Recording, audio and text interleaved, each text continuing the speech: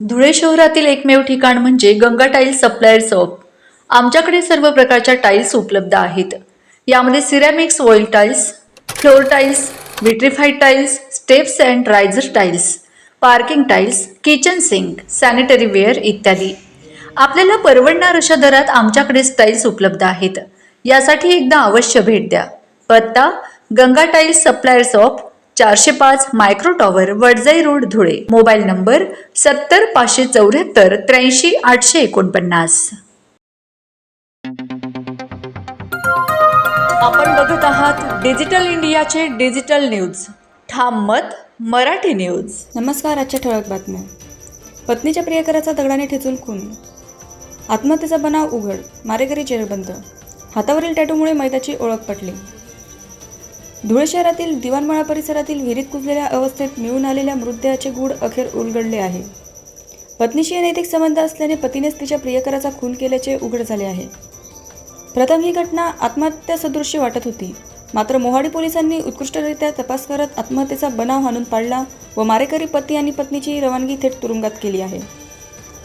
Police निरीक्षक शिल्पा पाटील यांच्या तत्पर कारवाईचे वरिष्ठ पोलीस अधिकाऱ्यांनी कौतुक केले आहे। विशेष म्हणजे मैताच्या हातावरील टॅटूमुळे त्याची ओळख पटून गुन्ह्याचा विशेष तपास करण्यात आला।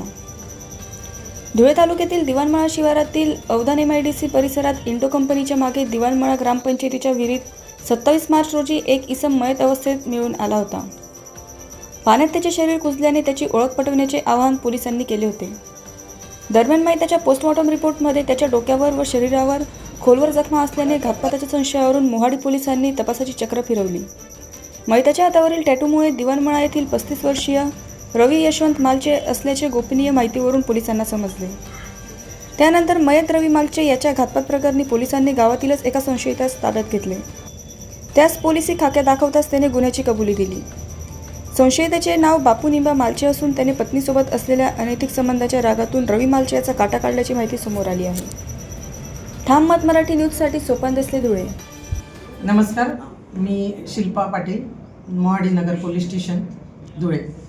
दिनांक 27 मार्च 2026 संध्याकाळी 6 वाजताच्या दरम्यान पोलीस स्टेशनला खबर मिळाली की दिवाणमाळा येथील शिवारातील जी गावविहीर आहे त्यामध्ये एक पुरुष जातीचे कुजलेल्या अवस्थेतील अनोळखी प्रेत तरंगताना दिसून आलेले आहे। त्या दृष्टीने आम्ही सदर मैताची चौकशी केली असता त्या दिवाणमाळामध्ये राहणारा रवी मालचे असल्याचे निष्पन्न झाले। सदर जी बॉडी आम्हाला मिळाली तेव्हापासून आमचा त्याबद्दल घातपात असावा असा संशय होता। सदर बॉडीचे पोस्टमॉर्टम रिपोर्टमध्ये त्यांना हेड इंजुरी असल्याचेही निष्पन्न झाले।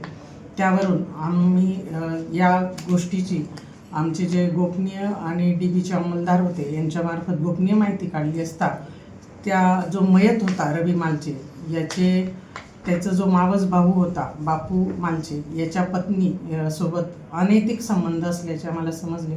त्या दृष्टीने आम्ही त्यांना चौकशीस बोलवले आणि त्यांच्याकडे सखोल विचारपूस करता बापू मालचे यांनी सदरचा गुन्हा केल्याचे कबूल केलेले आहे।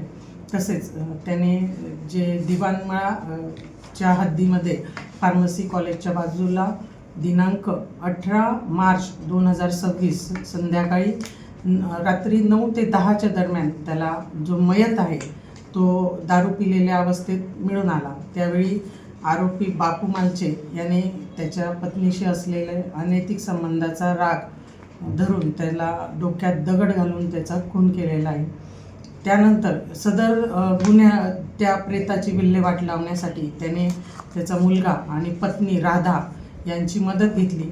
तर त्या तिघांनी त्या प्रेताला त्यांच्या सायकलीवर टाकलं आणि ते जे गावविहीर आहे दिवाणमाळा क्षेत्रातली त्या ठिकाणी तिघांनी मिळून त्याला त्या विहिरीमध्ये प्रेत टाकून दिलेले आहे।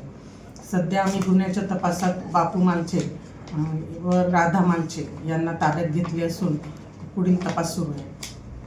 महाराष्ट्रातील ताज्या घडामोडींसाठी पाहत रहा ठाम मत मराठी न्यूज। तसेच आमच्या चॅनलला लाईक, शेअर, सबस्क्राईब करायला विसरू नका।